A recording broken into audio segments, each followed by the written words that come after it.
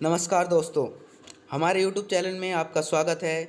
मैं general awareness या सामान्य अध्ययन के अंतर्गत इतिहास विषय से संबंधित महत्वपूर्ण प्रश्नों की सीरीज लेकर चल रहा हूं, जिसमें मैंने UPSC, PCS, SSC CGL, CDS, NTPC और पुलिस से रिलेटेड और सभी परीक्षाओं में आने वाले महत्वपूर्ण प्रश्नों का समावेश कर दिया है। आज मैं जैन धर्म से संबंधित जैन धर्म से रिलेटेड वीडियो लाया हूँ। यह हमारी पहली वीडियो जैन धर्म से रिलेटेड। जिन्होंने हमारी पुरानी वीडियो यानी महाजनपद काल से रिलेटेड वीडियो नहीं देखे हैं, वे हमारे डिस्क्रिप्शन लिंक में जाकर देख सकते हैं और या हमारे चैनल की प्लेलिस्ट में जाकर देख सकते हैं। मेरा निरंतर यही प्रयास है कि मैं आपकी तैयारी में हमेशा आपके साथ हूँ और आपकी तैयारी में बेहतर ढंग से करवाऊँगा। बिना देरी करते हुए टॉपिक पर चलते हैं। जैन धर्म। पहले हम जैन धर्म के बारे में जान लेते हैं। 6वीं शताब्दी ईसा पूर्व के में मध्य गंगा के मैदानों में अनेक धार्मिक संप्रदायों का उदय हुआ, जिसमें ये जैन धर्म और बौद्ध धर्म सर्वाधिक महत्वपूर्ण हुए। तो हमारा टॉपिक क्या है? जैन धर्म। तो हम जैन धर्म के बारे में बात करते हैं। जैन शब्द संस्कृत के जिन शब्द से बना है, जिसका अर्थ विजेता होता है, अर्थात जिन्होंने अपने मन, वाणी एवं काया को जीत लिया हो। जैन साधुओं को निर्ग्रंथ क्या गया? निर्ग्रंथ यानी बंधन रहित कहा गया है। और जैन धर्म के प्रथम तीर्थकर ऋषभदेव या आदिनाथ थे, जिनका जन्म अयोध्या में हुआ था। और ऋषभदेव और अरिष्टनेमी हमारे 22वें तीर्थकर थे का उल्लेख रणकवेद में मिलता है। 23वें तीर्थकर पार्श्वनाथ थे, जो काशी के राजा आशुसेन के पुत्र थे। अपने अनुयायियों को इन्होंने चातुर्याम शिक्षा या 4 आचरण पालने या करने को कहा। वो कौन से थे? पहला सत्य यानी सदा सत्य बोलना। दूसरा अहिंसा यानी प्राणियों की हिंसा न करना। तीसरा अस्तेय मतलब चोरी न करना। और चौथा अपरिग्रह मतलब संपत्ति न रखना। तो अब हम चलते हैं, प्रश्नों को शुरू करते हैं।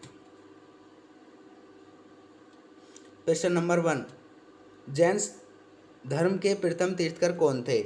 Option A Mahavir Swami, B Rishabhdev, C Parshvanath, D Arishtanemi. तो दोस्तों इसके बारे में हम पहले ही चर्चा कर चुके हैं। तो जैन धर्म के प्रथम तीर्थकर थे ऋषभदेव। ऑप्शन बी बिल्कुल करेक्ट आंसर है। और इनका जन्म स्थान कहाँ था? अयोध्या में इनका जन्म स्थान था। ऐसा भी क्वेश्चन पूछ लेते हैं कि जैन धर्म के मतलब प्रथम तीर्थकर किससे संबंधित है, तो वो क्वेश्चन अयोध्या से। और एक बात और, इनके मतलब प्रतीक चिन्ह के बारे में बात कर लेते हैं। तो इनका प्रतीक चिन्ह है बैल। नेक्स्ट प्रश्न देखिए। प्रश्न नंबर 2, घोषाल की महावीर स्वामी से सर्वप्रथम मुलाकात हुई थी। मतलब घोषाल की महावीर स्वामी से मतलब पहली बार कहाँ मिले या कहाँ मिले घोषाल जी महावीर स्वामी दोनों? ऑप्शन ए चंपा में, बी वैशाली में, सी तक्षशिला में, डी नालंदा में। तो दोस्तों ऑप्शन डी बिल्कुल करेक्ट आंसर है, नालंदा में। नालंदा में घोषाल की महावीर स्वामी से सर्वप्रथम मुलाकात हुई। अब हम इसके बारे में और जानकारी कर लेते हैं कि जब महावीर स्वामी मतलब ज्ञान प्राप्त हो गया था उन्हें, तो महावीर स्वामी घूमते हुए या भ्रमण करते हुए राजगृह पहुँचे। वहाँ से वे घूमते हुए नालंदा पहुँचे, जहाँ इनकी मुलाकात मखली पुत्र घोषाल नामक सन्यासी से हुई। वह महावीर का शिष्य बन गए, मतलब वह महावीर का शिष्य बन गया घोषाल। और किंतु 6 वर्ष के बाद उनका साथ छोड़कर उसने मतलब घोषाल ने आजीवक नामक नए संप्रदाय की स्थापना की। घोषाल ने नए संप्रदाय आजीवक नामक संप्रदाय की स्थापना की। नेक्स्ट प्रश्न देखिए। प्रश्न नंबर 3, श्वेतांबर परंपरा के अनुसार निम्नलिखित तीर्थकरों में कौन महिला तीर्थ करती? Option A Sumitnath, B Shantinath, या सी मल्लीनाथ, डी अरिष्टनेमी। तो दोस्तों इसका सही उत्तर है ऑप्शन सी मल्लीनाथ। श्वेतांबर परंपरा के अनुसार मल्लीनाथ तीर्थकर महिला तीर्थकर थे। मतलब महिला तीर्थ करती हैं। और यदि दिगंबर के मतलब दिगंबर परंपरा के अनुसार देखा जाए,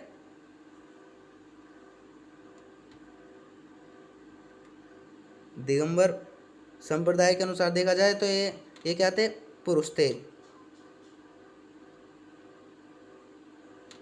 और एक और हम अब दिगंबर और श्वेतांबर के बारे में जानकारी कर लेते हैं। जो लोग सफ़ेद वस्त्र धारण करते थे और जो लोग अकाल के दौरान उत्तर में चले गए थे, वे थे हमारे श्वेतांबर वाले। मतलब श्वेत का मतलब ये तुम्हें पता चल जाएगा कि श्वेतांबर मतलब सफ़ेद वस्त्र धारण करने वाले। दिगंबर, दिगंबर के बारे में और दिगंबर के में क्या देख रखा है कि मगध के अकाल के दौरान, मतलब जब मगध में अकाल आ गया था तो ये दक्षिण में मतलब दक्षिण में भिक्षुओं का मतलब लेकर चले गए थे या पलायन के लिए चले गए थे, और ये नगन रहते थे। मतलब दिगंबर वाले अनुयायी क्या रहते थे, नगन मतलब नंगे रहते थे। नेक्स्ट क्वेश्चन देखिए, क्वेश्चन नंबर 4, प्राचीनतम जैन कांस्य मूर्तियाँ प्राप्त हुई हैं, कहाँ से प्राप्त हुई हैं? ऑप्शन ए चौसा से, बी नालंदा से, सी श्रवण बेलगोला से, डी उदयगिरी से। तो दोस्तों इसका सही उत्तर है चौसा से। चौसा से प्राचीनतम जैन कांस्य मूर्तियाँ प्राप्त हुई हैं। और इनके बारे में और जानकारी कर लेते हैं।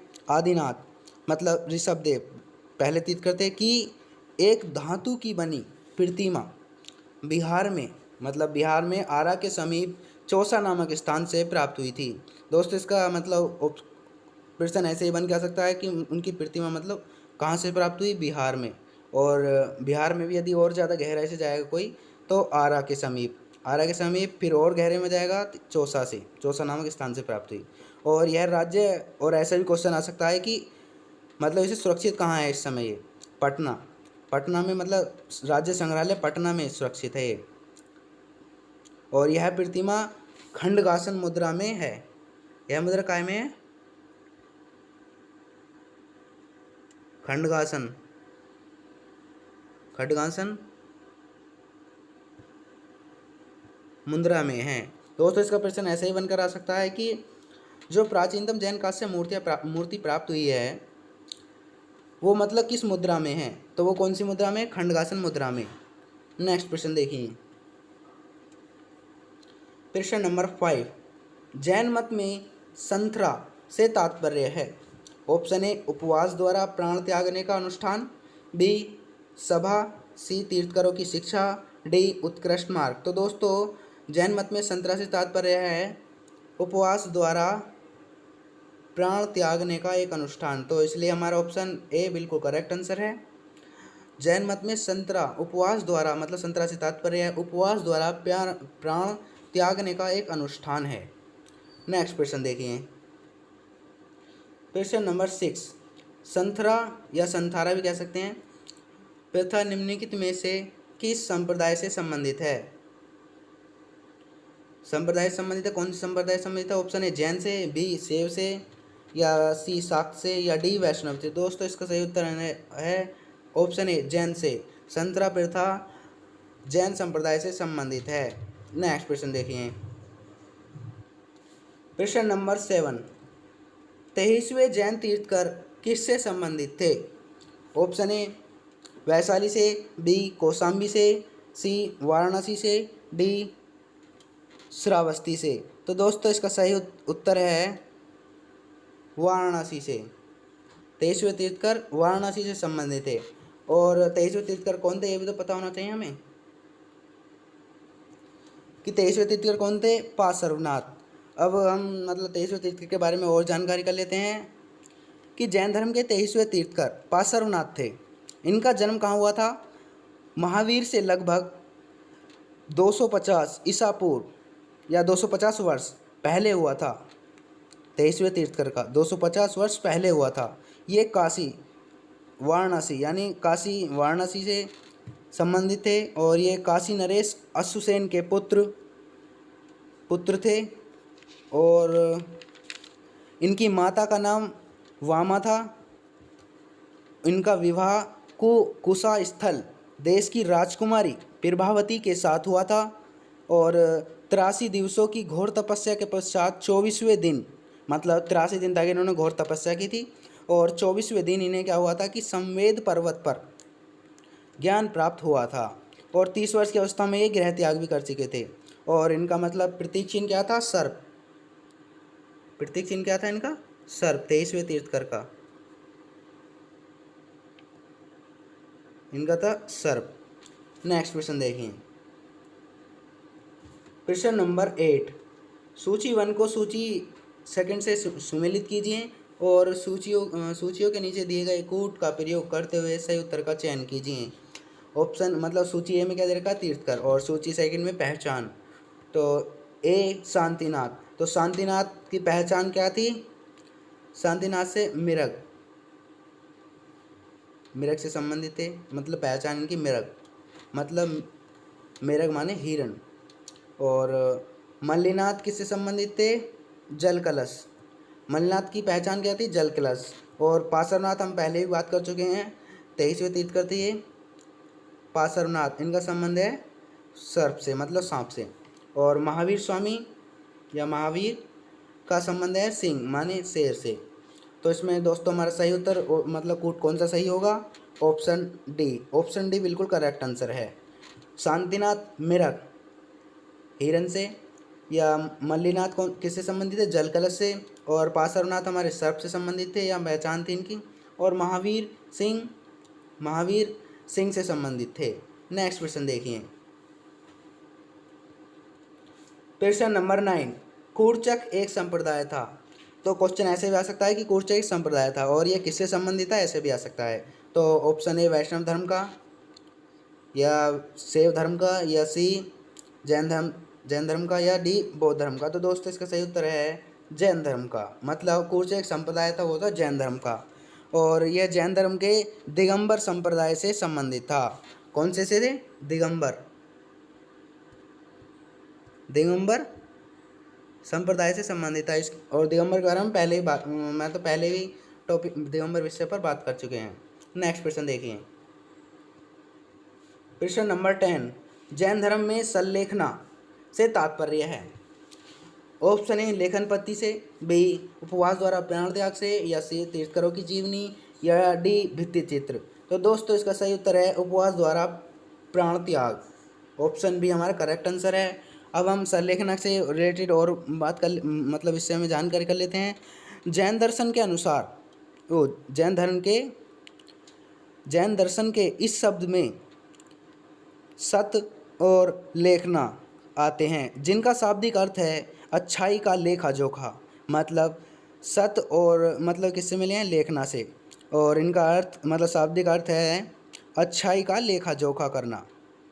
जैन दर्शन में संलेखना शब्द उपवास द्वारा प्राण त्याग के संदर्भ में आया है, अर्थात घोर एवं अनिवार्य उपसर्ग, दुर्भिक्ष, वृद्धावस्था एवं रोग की स्थिति आ जाए एवं उनका कोई प्रतिकार संभव न हो तो धर्म साधन के लिए संलेखना पूर्वक शरीर छोड़ देने की ज्ञानियों ने प्रेरणा दी। नेक्स्ट प्रश्न देखिए, प्रश्न नंबर 11। महावीर की मृत्यु के उपरांत निम्नलिखित में से किसके जैन संघ के प्रमुख बनने का वर्णन है? तो दोस्तों महावीर स्वामी की मृत्यु के उपरांत निम्नलिखित में से किसके जैन संघ के प्रमुख बनने का वर्णन है? Option A Jambu, B Bhadrabahu, या सी स्थूलभद्र, या डी सुधर्मा। तो दोस्तों इसका सही उत्तर है ऑप्शन डी सुधर्मा।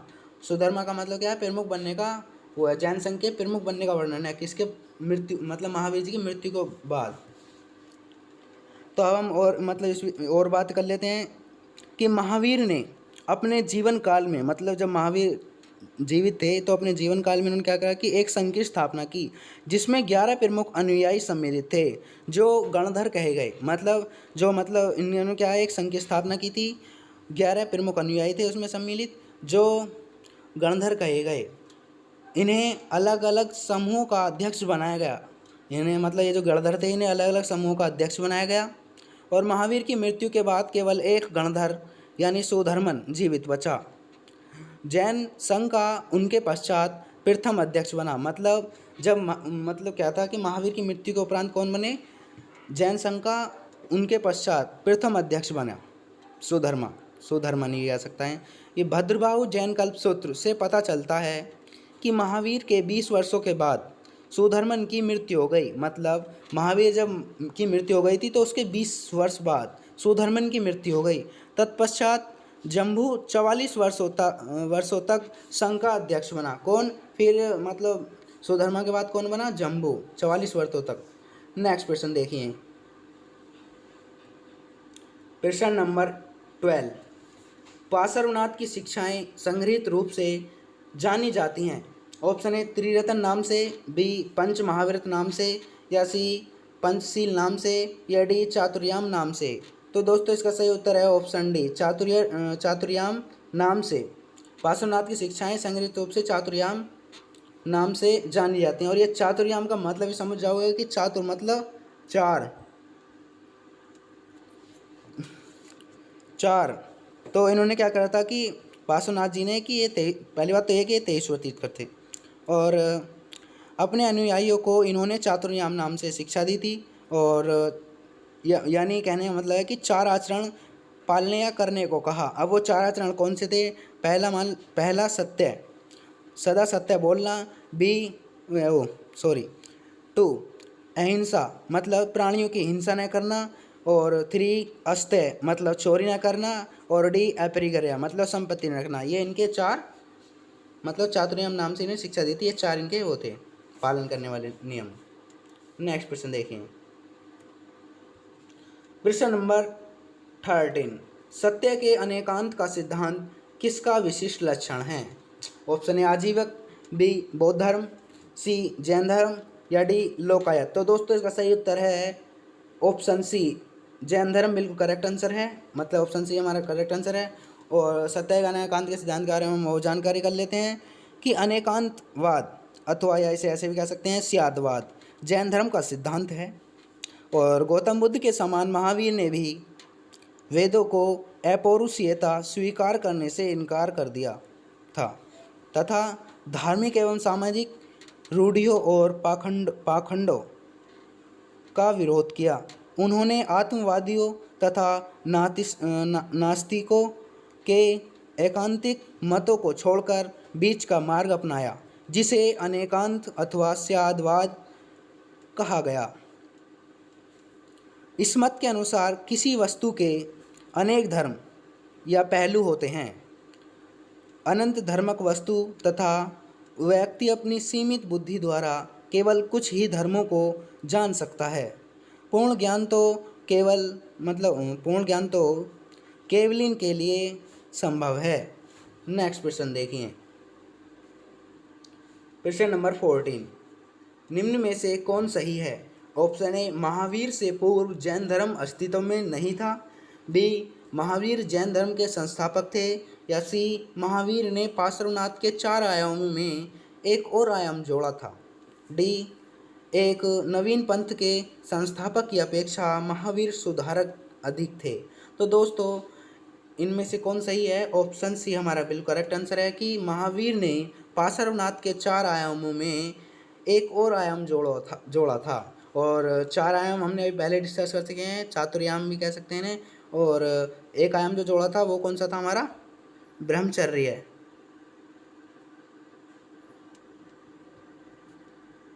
ब्रह्मचर्य था जो मतलब इन्होंने 4 आयाम में जोड़ा था। वो 4 आयाम हमने पहले डिस्कस कर चुके हैं।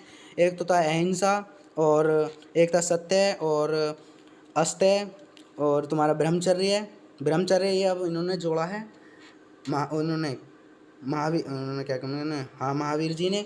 और तुम्हारा अपरिग्रह ये इनका चौथा था पार्श्वनाथ जी का, और ब्रह्मचर्य इन्होंने अभी जोड़ा था। मतलब ये कहने कि महावीर ने पार्श्वनाथ के 4 आयामों में एक आयाम जोड़ा था, वो कौन सा था? ब्रह्मचर्य है।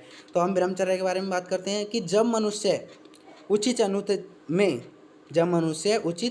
में मतलब सही और गलत में से उचित मतलब सही का चुनाव करता है एवं अनित्य शरीर मन बुद्धि से ऊपर उठकर शाश्वत रूप में स्थित होता है, तो परिणामतः वह अपनी आनंद रूपी स्वसत्ता के केंद्र बिंदु पर लौटता है। वह अपनी आनंद रूपी स्वसत्ता के केंद्र पर लौटता है, जिसे ब्रह्मचर्य कहा जाता है। नेक्स्ट प्रश्न देखिए, प्रश्न नंबर 15। प्रारंभिक जैन धर्म का इतिहास किस ग्रंथ में मिलता है? ऑप्शन ए भगवती सूत्र में, बी कल्प सूत्र में, सी परिशिष्ट पर्वन में, या डी उक्त सभी में। तो दोस्तों इसका सही उत्तर है बी, ऑप्शन बी, कल्प सूत्र में। प्रारंभिक जैन धर्म का इतिहास कल्प सूत्र नामक ग्रंथ में मिलता है। अब हम कल्प सूत्र के मतलब प्रारंभिक जैन धर्म का इतिहास किससे मिलता है? कल्प सूत्र से। और जिसकी रचना किसने की थी? भद्रबाहु ने की थी। कल्प सूत्र की रचना किसने की थी? भद्रबाहु ने की थी। नेक्स्ट क्वेश्चन देखिए, क्वेश्चन नंबर 16। जैन धार्मिक ग्रंथ अंगों का संकलन सर्वप्रथम किस संगति के अंतर्गत किया गया था? Option A Vallabhi, B Pataliputra, C Vaishali, या डी मथुरा। तो दोस्तों इसका सही उत्तर है पाटलिपुत्र। जैन धार्मिक ग्रंथ अंगों का संकलन सर्वप्रथम पाटलिपुत्र नामक मतलब पाटलिपुत्र से रिलेटेड संगति के अंतर्गत किया गया था। अब हम और इसके बारे में और जानकारी कर लेते हैं कि महावीर स्वामी की मृत्यु के लगभग 160 वर्ष पश्चात ईसापूर्व 30 के लगभग अपनी विच्छिन्न धर्म परंपराओं को संग्रहित और संगठित करने के हेतु जैन भिक्षुओं ने पाटलिपुत्र में अपनी प्रथम धर्म संगति का आयोजन किया, जिसकी अध्यक्षता स्थूलभद्र ने की थी। किसने की थी? स्थूलभद्र ने की थी। जिसकी अध्यक्षता किसने की थी? स्थूलभद्र। जिसकी अध्यक्षता किसने की थी? स्थूलभद्र ने की थी। और इसमें 12 अंगों में जैन सिद्धांतों का संकलन किया, जो पहले के 18 पर्वों के स्थान पर ग्रहण किए गए। भद्रबाहु के अनुयायियों ने इस समिति को अस्वीकार कर दिया, और भद्रबाहु के जो मतलब अनुयायी थे उन्होंने इस समिति को क्या कर दिया? अस्वीकार कर दिया। नेक्स्ट क्वेश्चन देखिए, क्वेश्चन नंबर 17।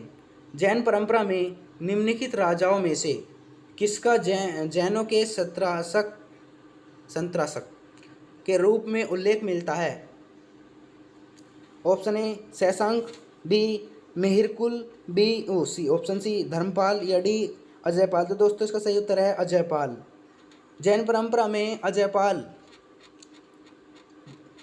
का मतलब जैनों के संत्रासक के रूप में उल्लेख मिलता है। और इसके बारे में हम और जानकारी कर लेते हैं कि जैन परंपरा में अहिलवाड़ा के चालुक्य अर्थात सोलंकी शासन अजयपाल का उल्लेख जैन संत्रासक के रूप में मिलता है। अजयपाल ने शैव धर्म को संरक्षण देते हुए कुमारपाल द्वारा निर्मित अनेक विहारों को तोड़वा दिया और जैन संतों को मरवा डाला। नेक्स्ट क्वेश्चन देखिए, क्वेश्चन नंबर 18। नीचे 2 वक्तव्य दिए गए हैं, एक को कथन ए और दूसरे को कारण आर कहा गया है। कथन ए, आजीवन कठोर संन्यास व्रत का पालन करते थे। कारण आर, वे नियति के सिद्धांत में विश्वास करते थे। उपयुक्त 2 वक्तव्यों के संदर्भ में निम्नलिखित में कौन एक सही है?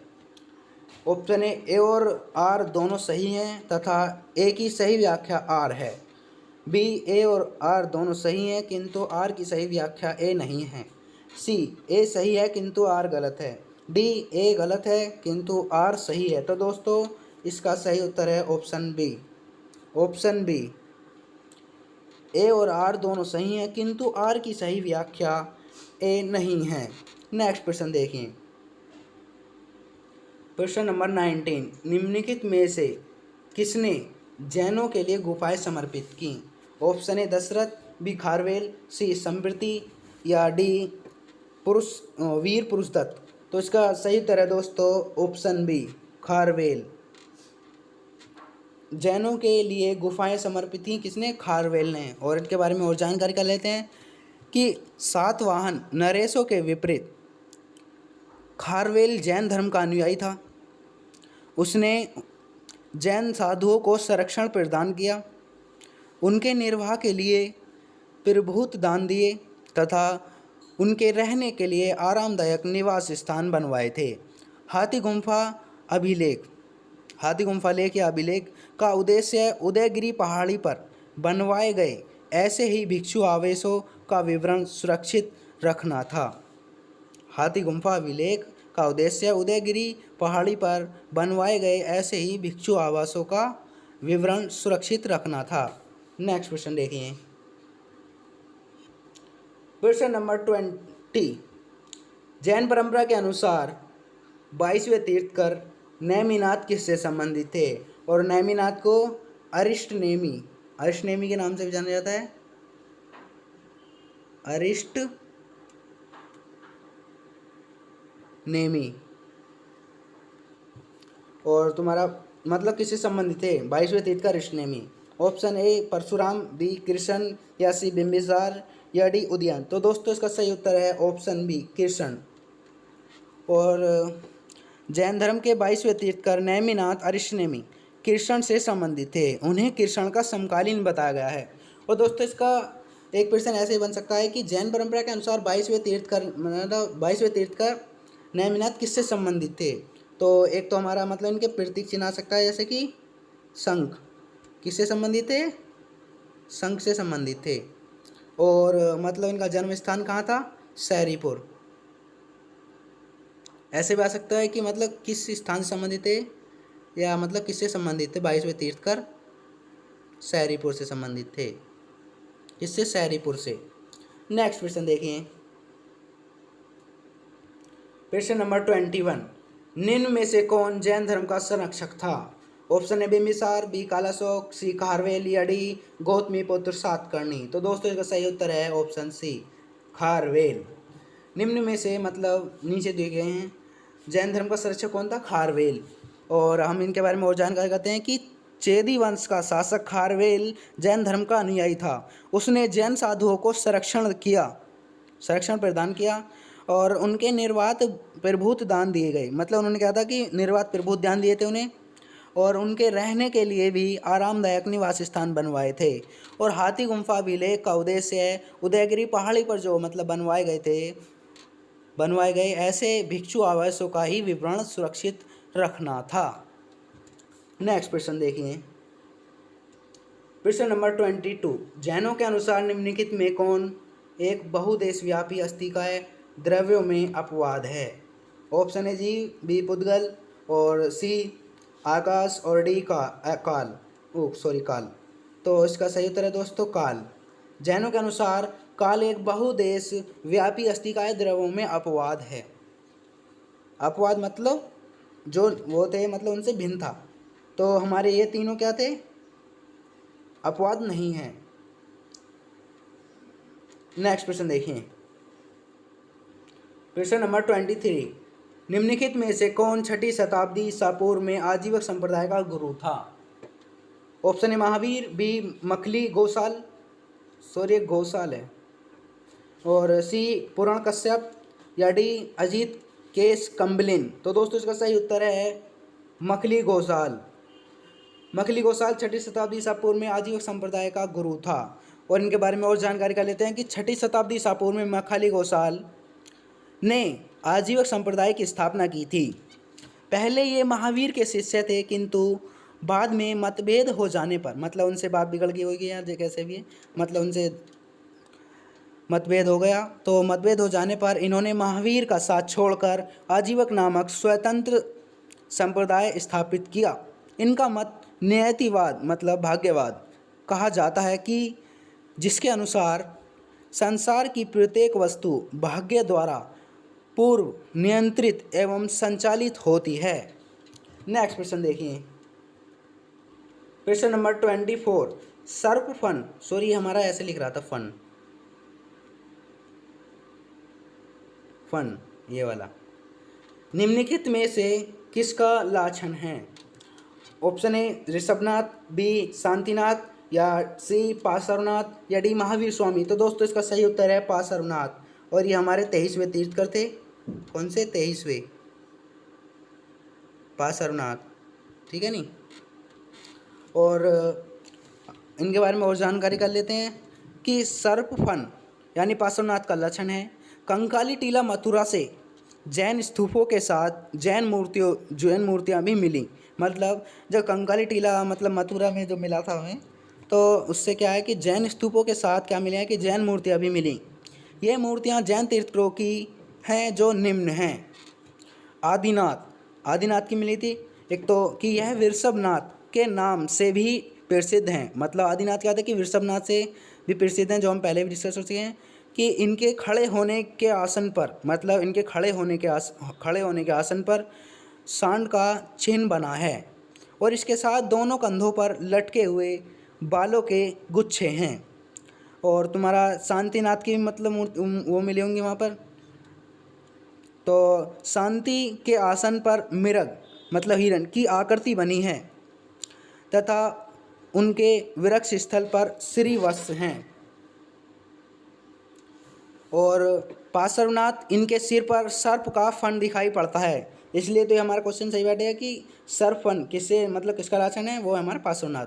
तो और महावीर, इनकी मूर्ति के आसन पर सिंह अंकित है और सिर पर छत्र धारण किए रहते हैं। मतलब महावीर क्या थे कि महावीर की मूर्ति के आसन पर सिंह अंकित है, मतलब शेर अंकित है और सिर पर छत्र धारण किए रहते हैं। नेक्स्ट प्रश्न देखें, प्रश्न नंबर 25।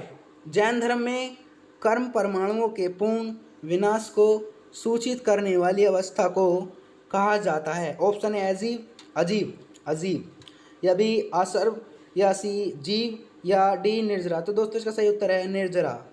ऑप्शन डी हमारा करेक्ट आंसर है कि जैन धर्म में कर्म परमाणुओं के पूर्ण विनाश को सूचित करने वाली अवस्था को निर्जरा कहा जाता है। और हम इससे रिलेटेड और बातें कर लेते हैं कि जैन धर्म बौद्ध तथा वेदांत के ही समान अज्ञान को ही बंधन का कारण मानता है। इसके कारण कर्म जीव की ओर आकर्षित होने लगता है, इसे आश्रव कहते हैं और कर्म का जीव के साथ संयुक्त हो जाना बंधन है। और त्रिरत्नों यानी सम्यक दर्शन, मतलब इनके 3 रत्न थे, सम्यक दर्शन जैन धर्म के, और सम्यक ज्ञान और सम्यक चरित्र का अनुसरण करने से कर्मों का जीव की ओर बहाव रुक जाता है, जिसे संवर कहते हैं। और इसके बाद पहले से जीव में व्याप्त कर्म समाप्त होने लगते हैं। मतलब इसके बाद क्या होता है कि पहले से क्या होता है कि जीव में व्याप्त जो मतलब होते हैं कर्म होते हैं वो समाप्त होने लगते हैं।